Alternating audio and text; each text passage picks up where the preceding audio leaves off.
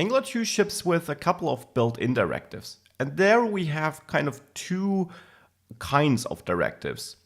Attribute directives, which are attached like normal HTML attributes, and structural directives, which are also attached like this, but change the structure of the DOM and not just the element on which they sit.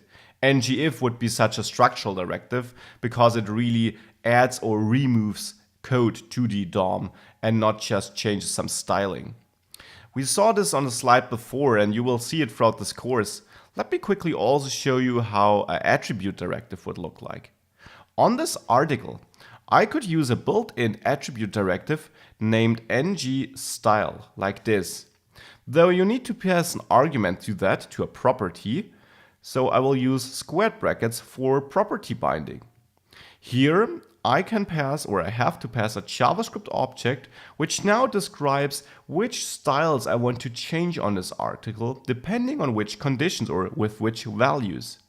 So here if I want to change the background color, I can do this by writing background color, camel case here, no dash in between. If you want to use the normal CSS name with the dash, you have to enclose it in quotation marks like this. So both syntaxes work. Here I'll use the camel case syntax. Oops, like that. And then divided by a colon, so as the value for this key value pair, the value for this style. So for the background color, I could set this to red. And if I now save this and then reload the application, you see it has a red background. Now, of course, this could have been achieved with normal styles attribute. The cool thing here is I can also bind to a property named color, which I then create in my component class here, color, and I can set this to red.